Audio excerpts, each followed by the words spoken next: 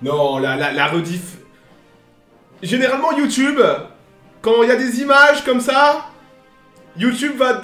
Je vais demander la monétisation, YouTube va demander une review manuelle, et généralement, le modérateur qui regarde, il est pas con, d'accord? Il voit que je fais... J'espère qu'il est pas con, et il voit que je fais un truc sur la Seconde Guerre mondiale avec un avion allemand, et généralement, YouTube est plutôt tolérant, pas tout le temps, plutôt avec ce genre de choses. Voilà. Roblocho, 53 mois, tu fais de l'histoire, absolument. Mais c'est vrai que YouTube et Twitch sont plutôt tatillons sur ce genre de choses, tout simplement. Voilà. Mais ouais, des fois, ça peut être compliqué. Mais bon, s'il faut commencer à se censurer et devoir passer chaque image sur Paint pour une foutue croix gammée, faut arrêter. C'est de l'histoire, on peut pas juste enlever ça. C'est là... Et puis on fait de l'étude, quoi, hein, voilà. Toujours un chasseur lourd. Mais écoute, la semaine dernière, on a fait le Messerschmitt 210. Et c'est vrai que le Messerschmitt 410 touriste, quoi, bah, je me fais fermer ma chaîne. Hein, je risque quoi? Bah, je me fais fermer ma chaîne. Tu sais, j'ai pas que des amis, hein, sur YouTube, hein. Je me fais fermer ma chaîne, hein. Ça arrivera. Les mecs, ça arrivera un jour ou l'autre, j'enlève mes chaussettes, hein. Ça arrivera un jour ou l'autre, hein. Ça arrivera un jour ou l'autre, les mecs, hein. Préparez-vous-y, hein. Un jour, vous lancerez ma chaîne et elle sera plus là, hein. C'est le jeu, ma pauvre Lucette, hein. Bienvenue, à moins d'être totalement aseptisé en 2025, voilà, hein. De Avia B534. Oh putain, c'est quoi ces vieux avions tchèques à la con, là? Ah, peut-être, hein. Quelqu'un l'a peut-être demandé dans la liste, hein. Voilà. Bon, écoutez, la semaine dernière, on avait traité du Messerschmitt 210. Donc on avait dit que l'avion avait été... ça, c'est le 410, d'accord? Et c'est vrai qu'on avait parlé en détail du 210, vu que l'avion avait été une putain d'usine à gaz pour les Allemands à développer. Ils avaient commencé tôt, dès 38, mais en 41, l'avion était encore pas un cercueil volant, mais pas loin.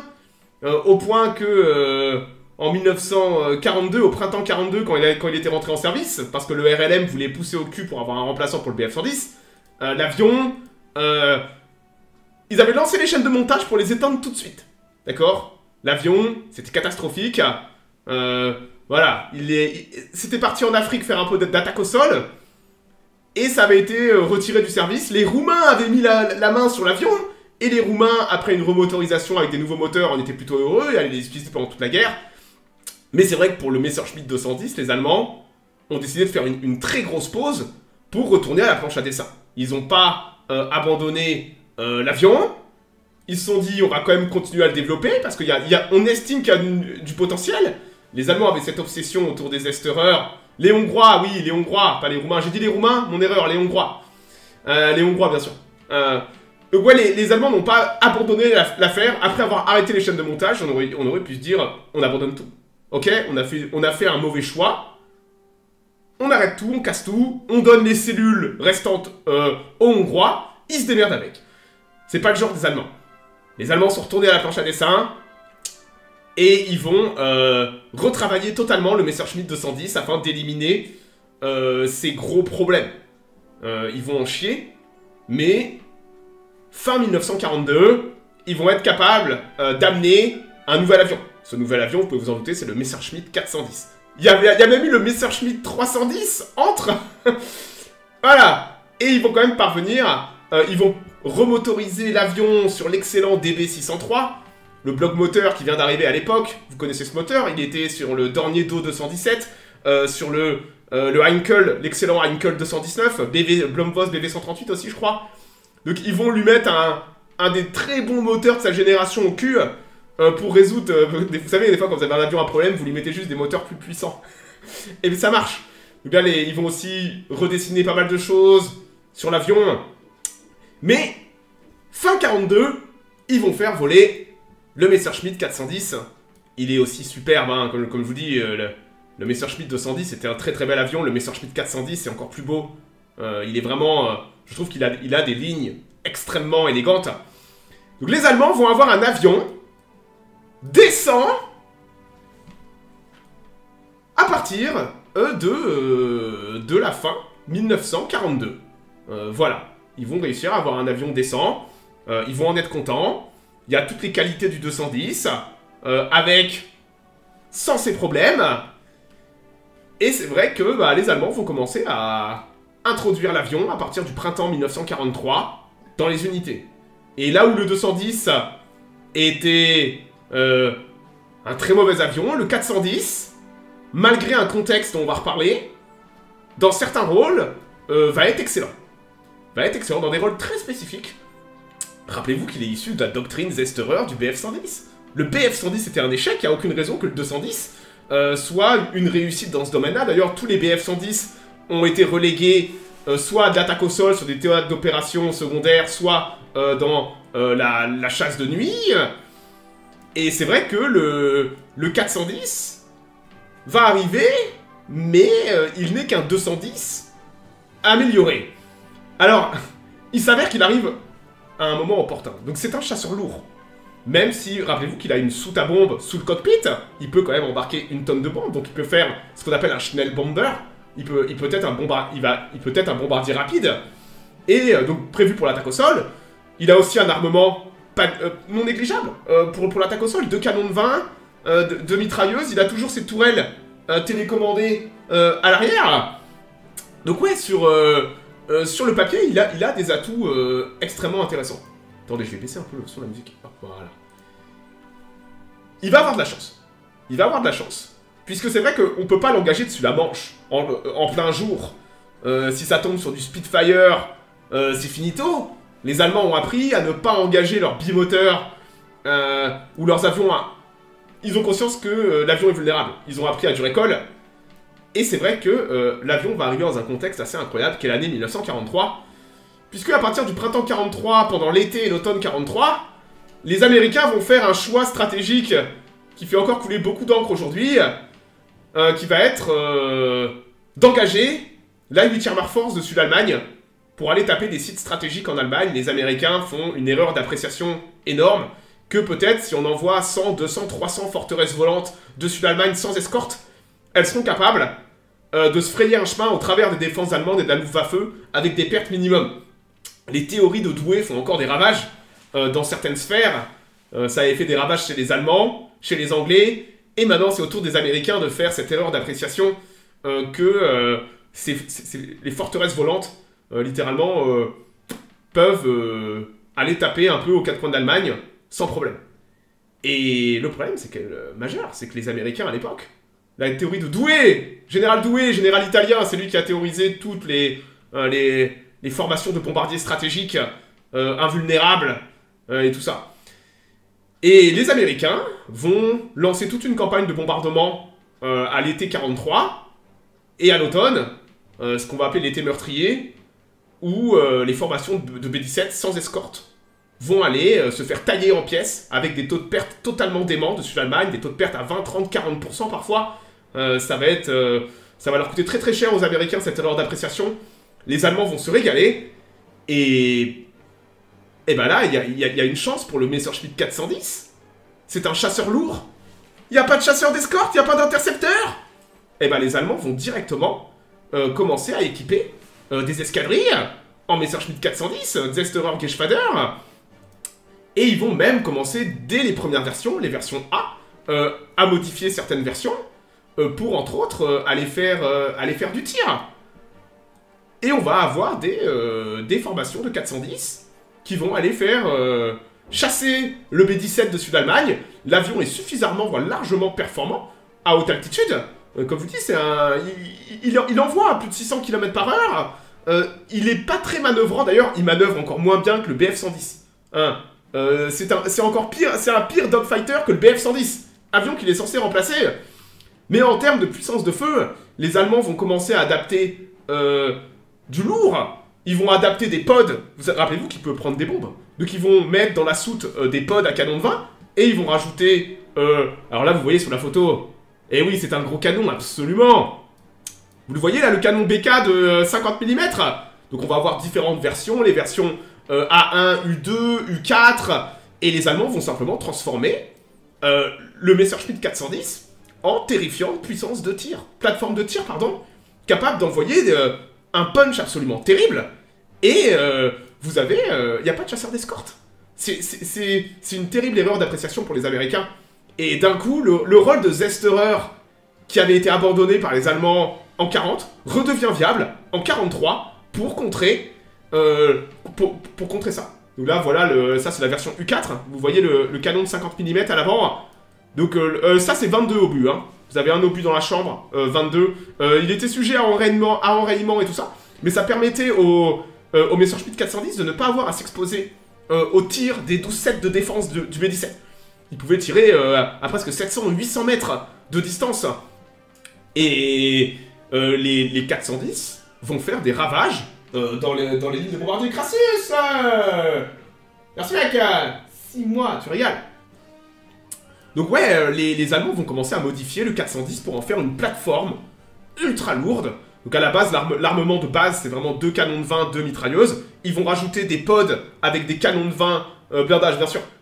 Ils vont rajouter des pods avec des canons de 20 dessous. Donc on va se retrouver avec des versions de chasse lourde avec 4 canons de 20.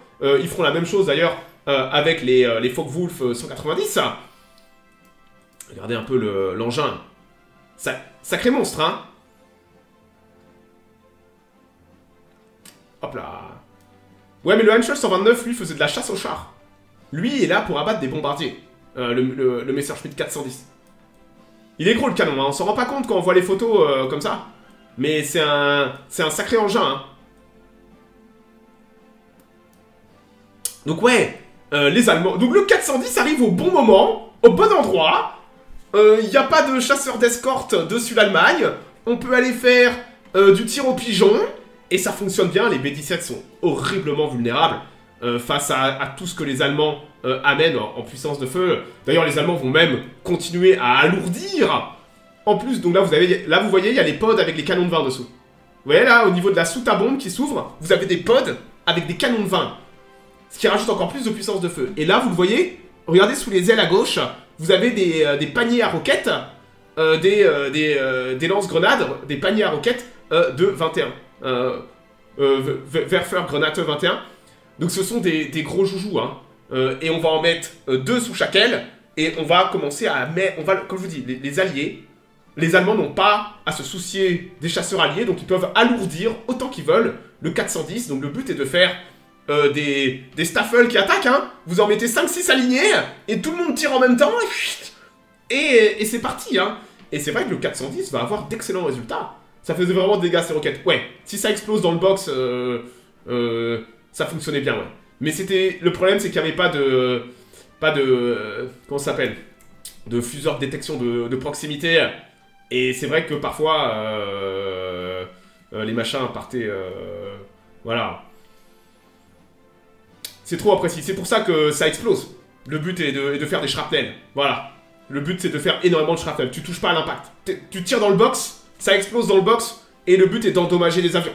Sachant qu'après, vous avez les BF-109 et les Focke-Wulf qui attendent pour choper les retardataires.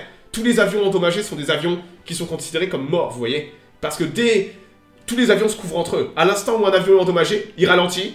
S'il ralentit, il est isolé. S'il est isolé, il est foutu. On a des box. Vous savez qu'en 43, on a des box entiers de forteresses qui disparaissent. On a des régiments entiers qui meurent au combat et qui ne reviennent pas. Voilà. Donc regardez pareil les paniers à roquettes. Donc le 410 arrive au bon moment parce que en termes de performance c'est un bon avion. Il peut manœuvrer autour des box. Il amène une puissance de feu redoutable. 4 canons de 20 avec des versions lourdes. Ou alors on a des versions spécialisées pour la chasse avec le canon BK. D'ailleurs c'est un dérivé du Panzer III.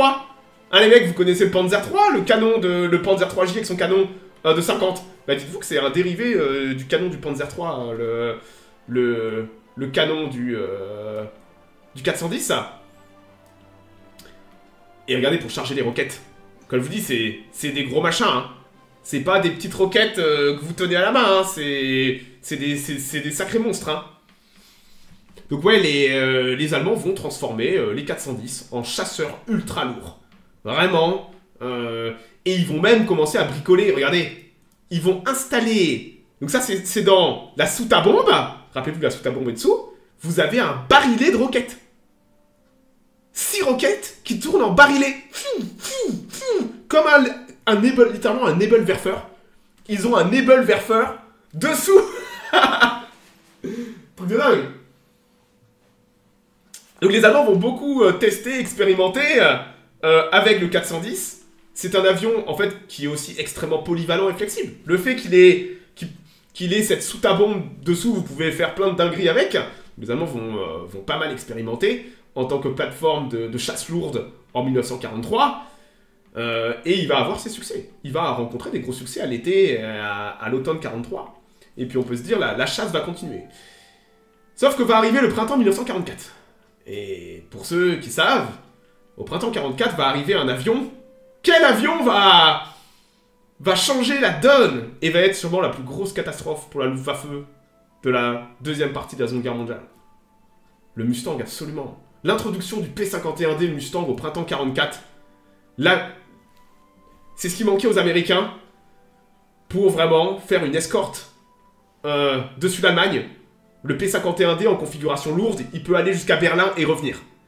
Donc systématiquement, vous allez avoir de l'escorte qui va faire de l'escorte rapprochée ou de l'escorte lointaine. Ce qui fait que les 410, là où les 410 avaient l'avantage de tranquillement pouvoir manœuvrer sans être interceptés, eh ben on retrouve sur le même modus operandi de 1940 où le Bf-110 d'un coup est obsolète. Le Bf-110 est obsolète quand il tombe sur du chasseur monomoteur. Et d'un coup, en 1944, printemps 44, les Messerschmitt 410 sont ramenés brutalement à la réalité par l'introduction des P-51 Mustang qui vont causer, en l'espace de quelques mois, ils auront quelques rares succès encore, les 410, mais on a des staffels entiers qui vont être abattus. On parle parfois de 12, 13, 14, 15 avions abattus en une sortie sur 18. Un désastre, au point que, à partir de juin-juillet, on va le retirer de service. Parce que les P-51 ne laissent absolument aucune chance au 410 en combat. Rappelez-vous qu'il est encore plus nul que le Bf-110. Hein, il est encore plus nul que le 410 en combat rapproché. Hein. En combat tournoyant, pardon. Donc les 410 vont prendre de telles pertes en mars, avril, mai 44 qu'on va on va les retirer du service. Toutes les versions de chasse lourde, les versions en canon de 20, en BK de 50 mm, on les dégage. Au point qu'on va même convertir les escadrilles de chasse lourde sur monomoteur. Et on va même convertir des chaînes de montage de Messerschmitt 410. C'est un bon avion tant qu'il n'est pas confronté à des chasseurs monoplan monomoteur. Donc 2 jours, dès que vous lui mettez du Spitfire ou du P-51, c'est fini. Il n'a absolument aucune chance de faire quoi que ce soit. Voilà. Donc ouais, l'avion va subir des pertes cataclysmiques au printemps au point qu'il va être retiré du service. Les escadrilles vont être converties pour surchasseurs monomoteurs. Voilà. Donc ça va être la fin de son heure de gloire dessus l'Allemagne et de la défense du Reich. Il va quand même avoir 9 mois où les choses vont bien se passer pour lui. Et après ça c'est terminé. Donc rappelez-vous qu'en termes de performance, c'est pas un mauvais avion. C'est aussi un avion, là je vous parle uniquement des variantes de chasse lourde. Mais dès 43, les Allemands vont commencer à développer des variantes intéressantes, comme des variantes de reconnaissance à longue distance, des avions extrêmement allégés avec des réservoirs supplémentaires. Et c'est aussi un fantastique petit bombardier rapide dans la profondeur, surtout avec sa soute à bombe. Il n'y a pas de drague et tout ça, donc l'avion peut évoluer à 600 km/h dessus l'Angleterre. Et on va commencer. Alors peut-être que certains ignorent, mais on va avoir de novembre 43 à mai 44 ce qu'on appelle le Little Blitz, le petit Blitz. Les Allemands, pour essayer, en représailles des raids alliés dessus l'Allemagne, vont tenter de relancer le Blitz. Et ils vont mobiliser toutes leurs forces aériennes de bombardement rapide, en Junker 88, 188, ils vont aussi envoyer les Heinkel 177, les quadrimoteurs, pour aller bombarder Londres. Et bah vous savez quoi, le 410 va être un des avions à succès de l'opération Steinbock, comme on l'appelle, le Little Blitz. Ouais, ça c'est les Heinkel 177. un affreux avion, le 77, hein, ils arriveront jamais à résoudre les problèmes de chauffe des moteurs. En tout cas, ouais, c'est juste pour l'image.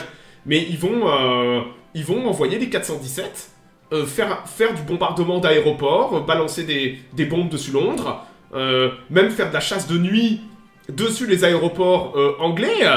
Donc on a, regardez ça, c'est l'ordre de bataille en janvier 44. Vous vous rendez compte, on est pas loin du débarquement. Et on a toutes ces escadrilles qui bombardent. J'étais surpris de tomber sur Wikipédia qui fait des ordres de bataille. Et vous pouvez voir qu'on a en effet la 5e Kampfgeschwader 2 sur Messerschmitt 410 qui est basée à Laon-Attier dans la Somme. Et on a une escadrille sur 410 qui fait du bombardement rapide. Donc on est bien loin des mecs qui cassent du bombardier allié. Eux font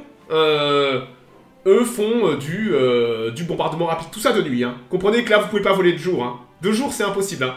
Donc tout ça vole de nuit, avec des pertes cataclysmiques. Ça va être un désastre. Hein. Ça va être un désastre, hein, le Little Blitz. Hein. Ça grouille de mosquitos. Mais le Messerschmitt 410 est sûrement l'avion le plus insaisissable qu'ont les Allemands. D'ailleurs, ils vont même le convertir en avion de reconnaissance. Et ça ira survoler... ça ira faire des missions dessus l'Angleterre et tout ça. Donc il était considéré comme insaisissable. Très très bonne performance. Mais dans des rôles très spécifiques. Bombardier rapide de nuit. Reconnaissance. Donc ils vont faire pas mal de... Mais vous pouvez pas en faire un avion de chasse lourde s'il doit affronter des monomoteurs alliés. Donc c'est déjà intéressant de voir comment il était déjà versatile. Même s'il arrive dans un contexte technologique extrêmement difficile, il va être capable de tirer son épingle du jeu dans certains rôles. On est bien loin du Messerschmitt 210 qui lui était un fer à repasser extrêmement dangereux. Allez, ça c'est un avion justement de la 5e Kampfgeschwader 2 de cette escadrille. Il est beau quand même. Vous avez vu KG derrière Kampfgeschwader, escadrille de bombardement. Il est beau quand même, hein, on peut dire... Bel avion, hein, le 410, hein. Il a vraiment des lignes extrêmement élégantes. Donc ça, c'est des formations qu'on retrouve plus. C'est des formations qu'on aurait pu retrouver à l'été 43. Mais ça, c'est des choses qu'on ne voit plus en 1944, d'accord? Le 410 devient un avion qui joue seul.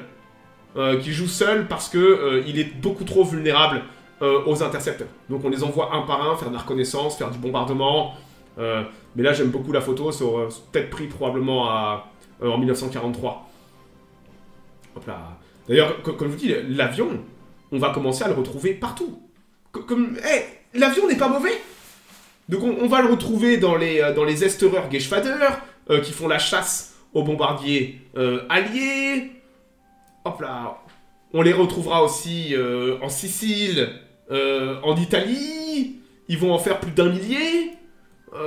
Là, on voit que c'est un U4 avec le canon BK. Donc ça, regardez, octobre-novembre 43. Ça correspond à quand ils font de la chasse aux bombardiers.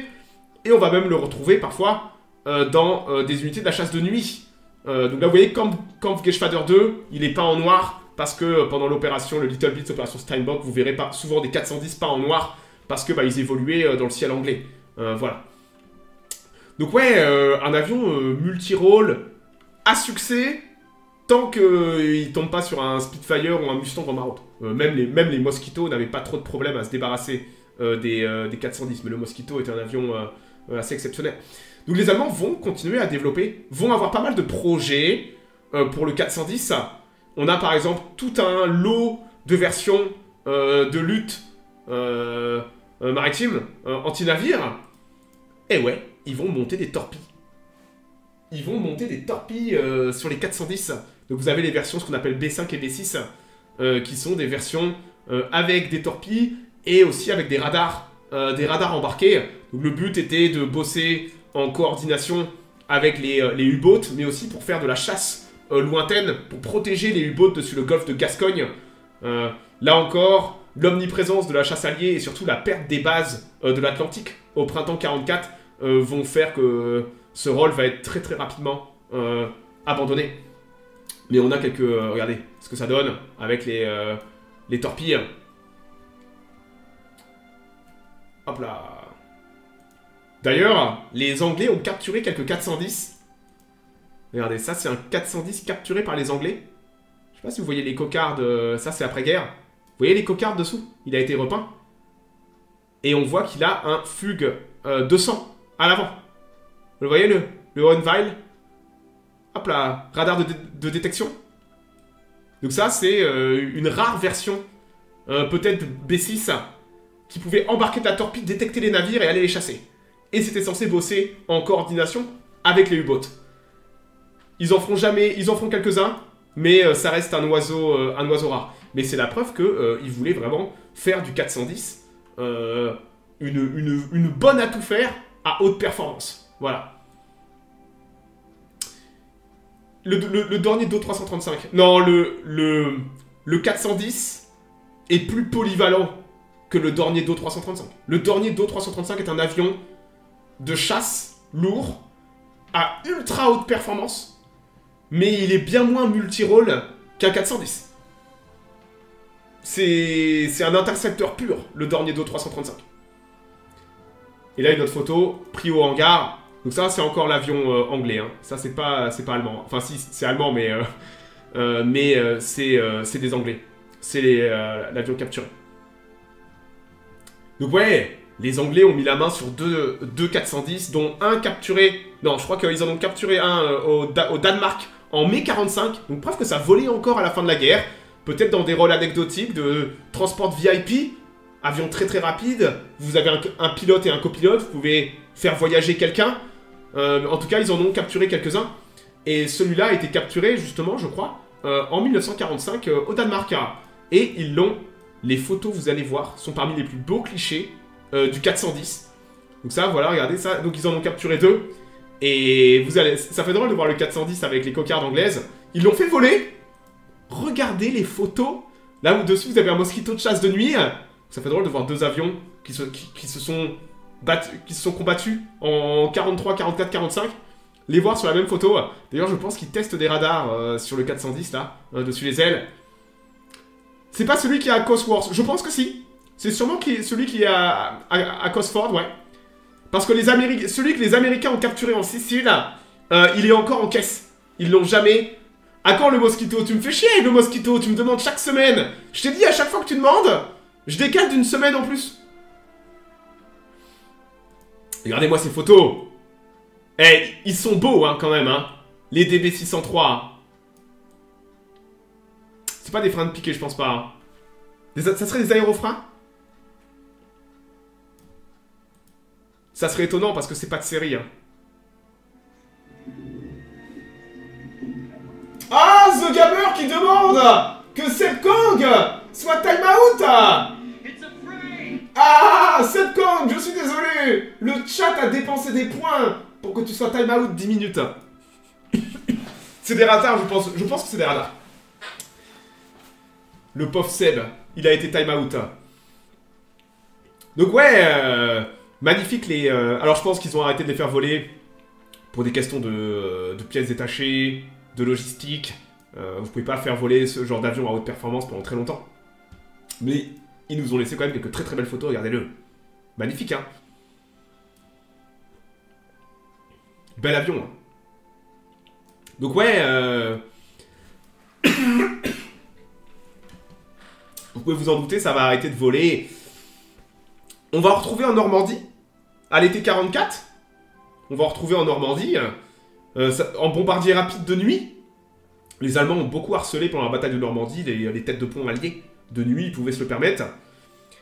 Et c'est vrai que on éteint les chaînes de montage à l'été 44. Je crois que les derniers 410 qui sortent d'usine, c'est août 44. Pour la simple et bonne raison que l'avion est obsolète. Au fur et à mesure que la chasse alliée devient omniprésente partout, le 410 ne peut plus opérer dans des bonnes conditions, à part la nuit. Donc on va choisir de le retirer du service au profit de meilleurs avions, soit des monomoteurs pour la chasse, et il y a aussi d'excellents avions qui arrivent pour la chasse de nuit. Les BF-110, vous vous rendez compte, les BF-110 qui sont toujours en service. Le front russe, non. Même en Russie, comme je dis, ils vont arrêter de produire l'avion en août 44, hein. On préfère les chasseurs, hein. Monomoteurs, hein. Là, les Allemands, les Estereurs, ils comprennent que c'est cuit. Hein. Et pour la nuit, ils ont le Heinkel 219, des BF-110G extrêmement performants. Donc l'avion, pour le bombardement rapide, il sert plus à grand-chose. Hein. Il sert plus à grand-chose. D'ailleurs, regardez, il y en a eu en Union soviétique. Puisque regardez, là, il y a... Celui-là a été capturé et exposé après-guerre. Et la petite étoile, on a quelques rares photos avec le canon BK de 410 qui ont été exposés en Union soviétique. Donc preuve que certains ont opéré. Allez savoir s'ils les ont pas capturés en Allemagne, tout simplement, aussi. Sur un aéroport, dans un hangar à la con, et basta. Hein. Bah alors, Fitri, et allez, en Emoton Lee. Oh là là, c'est terrible. Oh, terrible. Emoton Lee, pendant un Warbird. C'est pas bien, ça, Fitri, hein, de faire péter en Emoton Lee. Voilà. Hein. Donc ouais, en tout cas, il y a que 2 exemplaires qui ont survécu. Celui en Union soviétique a disparu. Il y a un exemplaire américain qui est toujours en caisse au musée d'air et de l'espace. Et comme disait Basile, il y a un des exemplaires anglais qui est exposé au musée de la Royal Air Force à Cosford. Donc si vous passez à Cosford et que vous allez voir le 410, bah, vous l'aurez déjà vu sûrement en photo là. Et c'est le dernier 410 exposé. C'est un superbe avion, le Messerschmitt 410, hein, avec une carrière très particulière. Il arrive très tardivement. Trop tardivement, peut-être. Trop tardivement. Et malgré un contexte d'emploi extrêmement particulier, dans le sens où l'avion bah, est dépassé en termes de doctrine, il va encore tirer son épingle du jeu grâce à la situation stratégique de l'Allemagne en 1943 et avec les Américains qui viennent chercher les Allemands sans chasseur d'escorte. Et même en tant que bombardier rapide, il va se révéler être un très très bon avion de bombardement, surtout avec sa grosse soute, 1 tonne de bombes, tout en gardant énormément de performance. Donc l'avion volait bien, ils avaient résolu tous les problèmes de gravité et les problèmes de stabilité qu'avait le Messerschmitt 210, ça leur a pris beaucoup trop de temps. Faut comprendre que ce programme, il a commencé en 38. Le Messerschmitt 410 n'est que l'aboutissement de 39, 40, 41, 42, 43, de 5 ans de travail, voire 6 ans. C'est beaucoup trop pour un avion. Alors oui, il va avoir des performances, mais l'avion va être obsolète en 1 an. L'avion, il va pas voler longtemps. En 1 an et demi, l'avion va être totalement obsolète. Et après, on va le retirer du service, parce qu'on sait plus quoi en faire. Alors ouais, il a peut-être eu ses petites heures de gloire et ses coups d'éclat. Mais sur le long terme et dans la... Si on prend un peu de retrait, tout le programme, Messerschmitt 210, 410, c'est des échecs. C'est des rutilants échecs et du gaspillage de ressources et de pilotes. Mais bon, c'est pas la première fois qu'on voit ça chez les Allemands. Mais ouais, un bel avion. Écoutez, on va au moins lui laisser ça. C'est un superbe avion. Et bon, on aime les beaux avions quand même, quoi. Voilà. Bon, attendez, je vais enlever le... Hop. Hop là. Voilà. Donc ouais, un bel avion, le 410. La série 210-410, ça.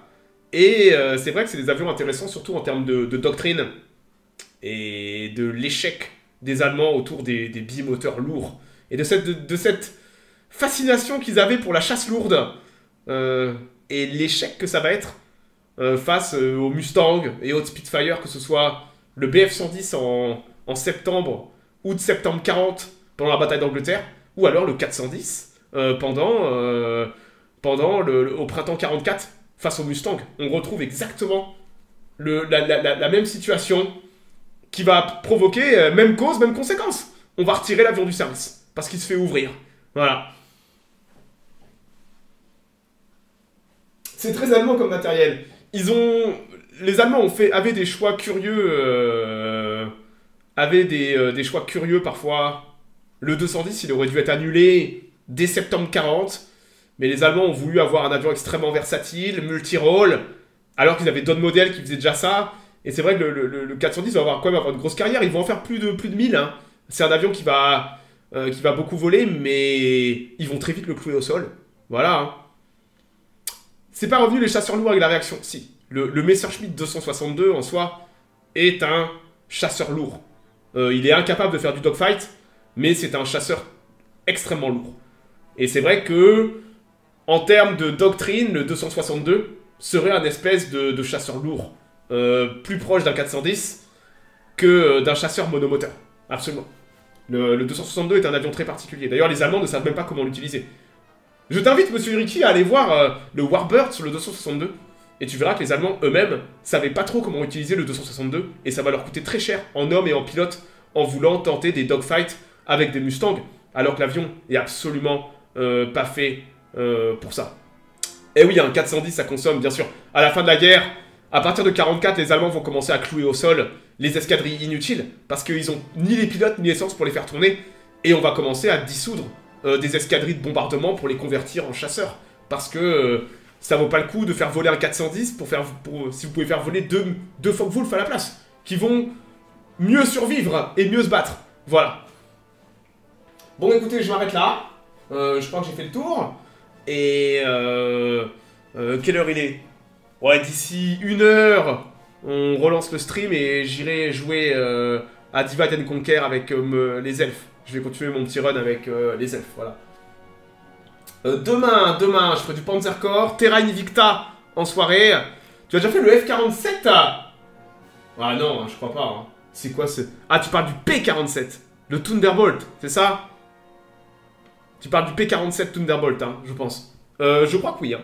Le P-47, j'ai déjà traité, ouais, du P-47. Le Tchad, j'ai déjà fait le P-47. Tous les gros avions américains de deuxième partie de guerre, je les ai fait, hein. Il me semble, ouais, tu l'as fait, il me semble que je l'ai fait, hein. Le problème, c'est que j'en ai fait tellement maintenant que c'est le drame du Matilda, hein. C'est que j'oublie. J'oublie.